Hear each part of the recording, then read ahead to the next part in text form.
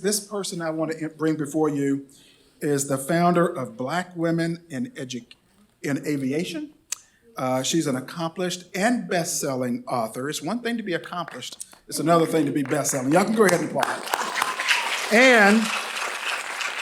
And if that were not enough, she is also she's also an accomplished leadership expert. So I'm looking forward to taking my seat and to learn something about leadership. Ladies, please join me in welcoming Ms. Samantha T. Mitchell.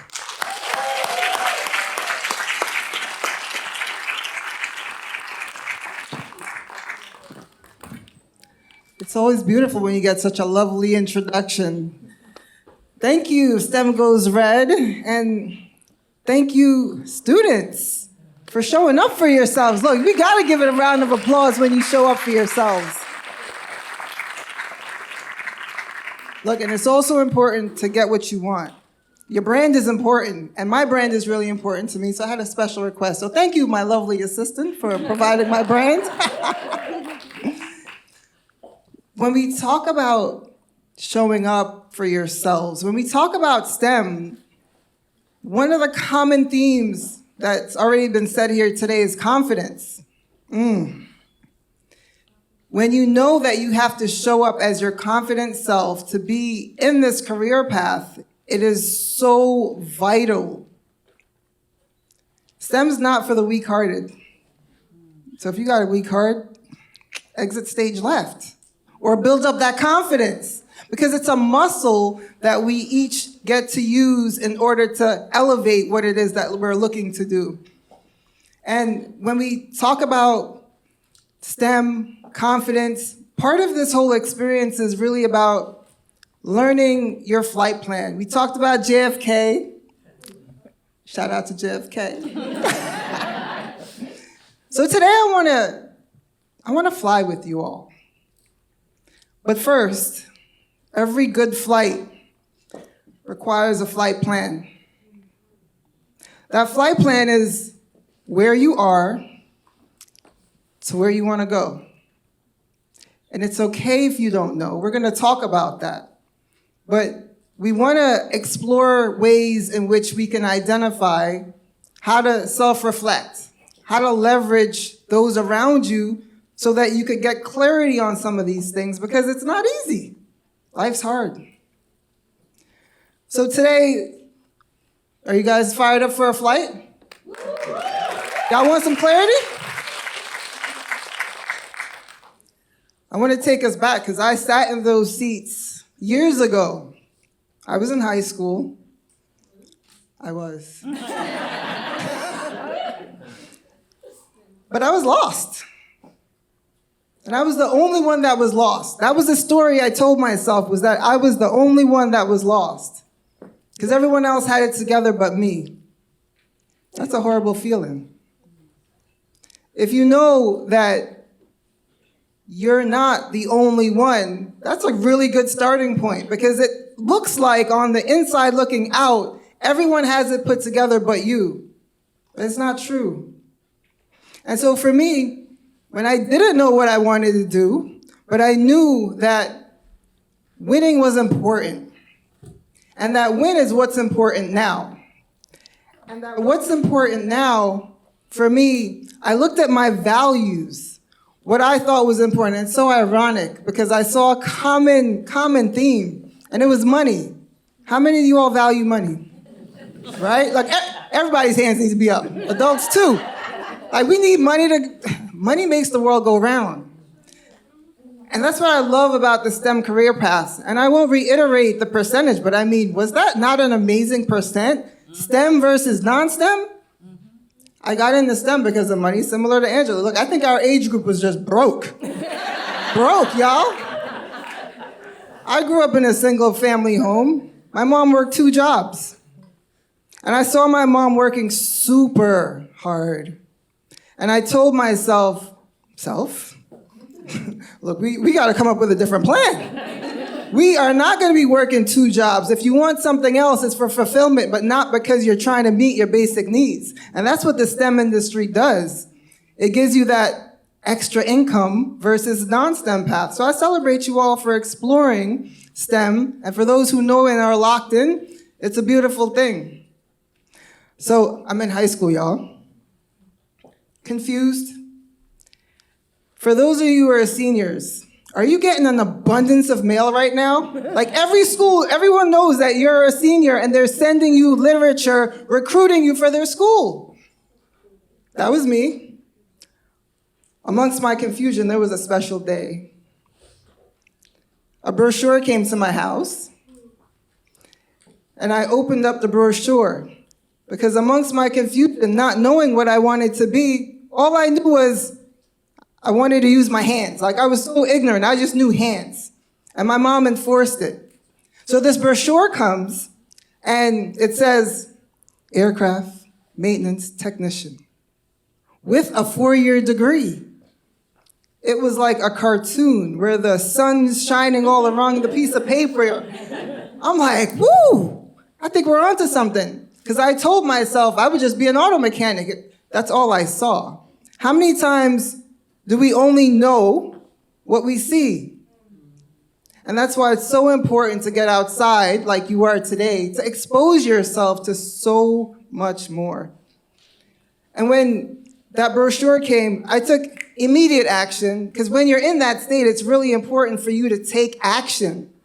And that action was now going to the school, getting my scholarships, financial aid, all of the logistics.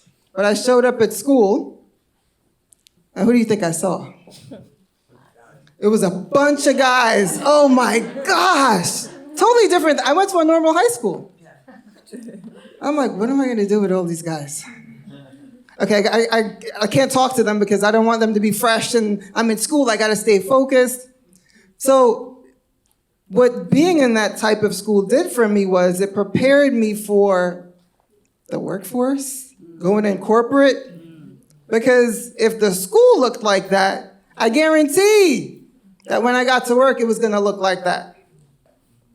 And so as I was going through high school, didn't know what I wanted to do, and now I'm in college, that level of certainty of, now I need to know what I'm doing. So as I'm in college, my senior year, I said, I need to know early. I can't wait till the last minute. I got to take control. Like, you're never really in control, you guys. You could think you are, but you're really never. And in that moment, I was like, okay, Sam, what do you want to do with your future? And I'm like, well, you're in aviation. Who's the best? The brand was up there. I said, I want to work for the Boeing company.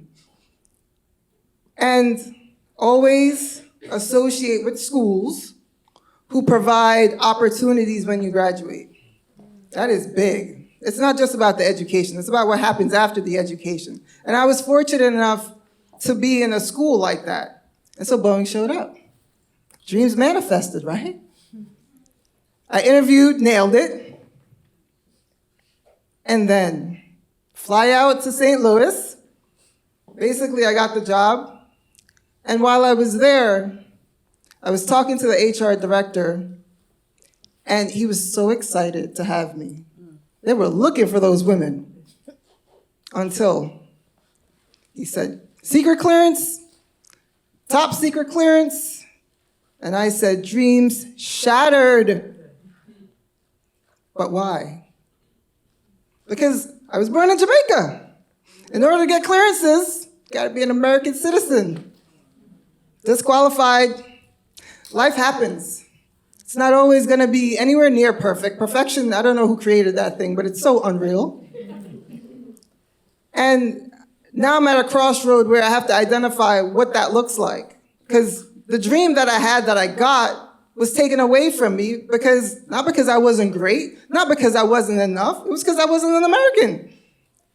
So I chose to go through the process to become an American. And during that time, money was important. We talked about money. I was like, look, you still need a job, Sam.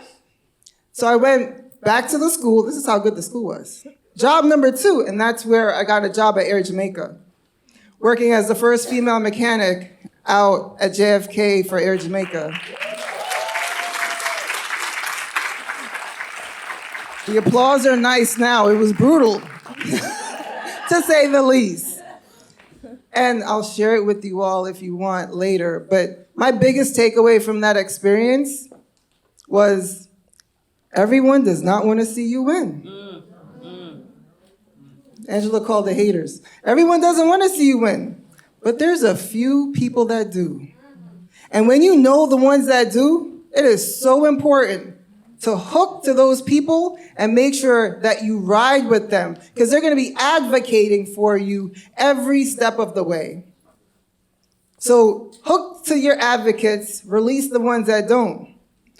Fast forward, I still want to work at Boeing, because look, I'm hooked on it, you guys. Bowen's back. I get the job this time.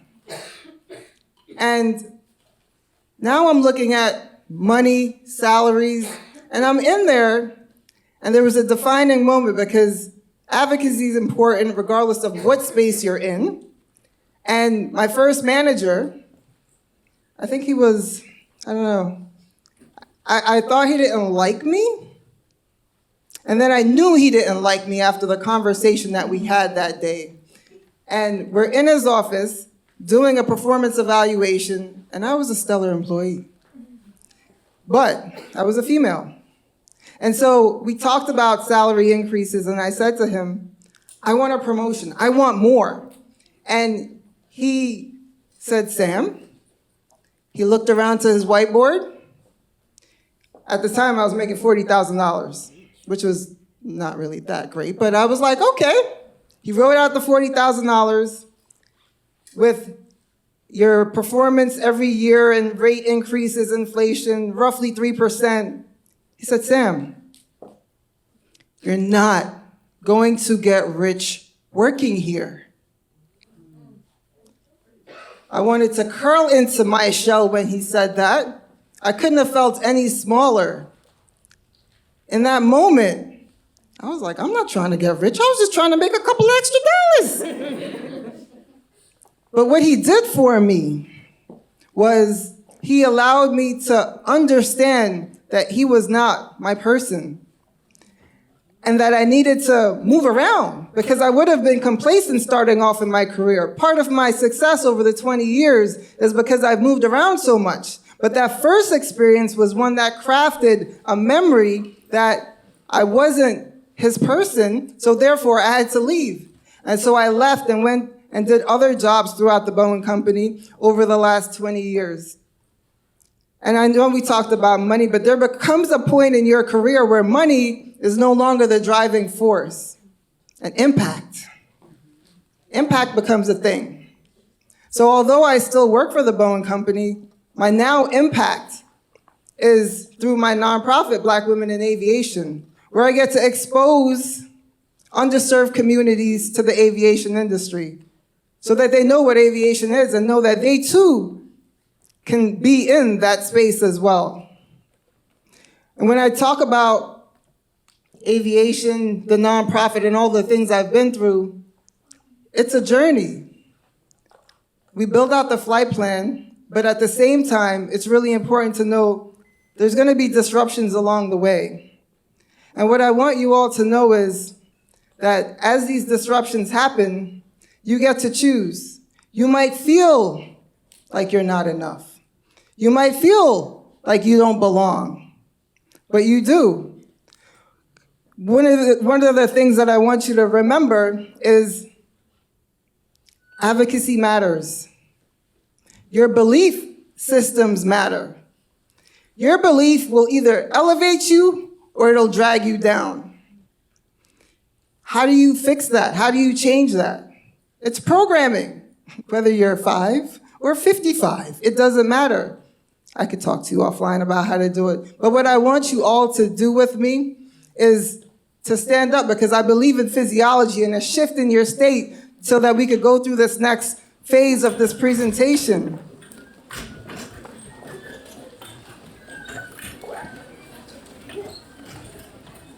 Because y'all been sitting already for a while. Look, see, we be stretching, all of the things. It matters when we move our bodies, right? We're here, STEM goes right, we're moving. I want you to look at your neighbor. Hey, neighbor.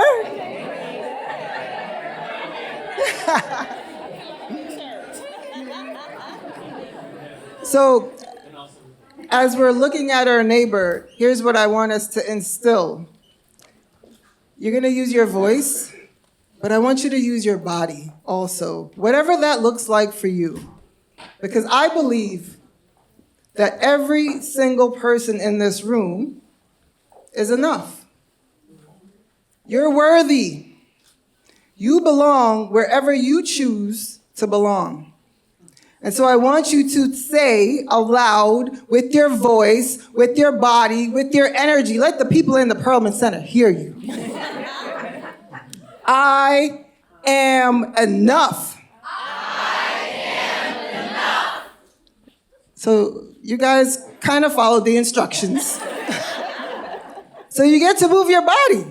Because when you move your body, and a lot of you, I talk to you, you're doing biology, you're in the medical pathways, at a cellular level. The way that you really get it inside is when you move your body.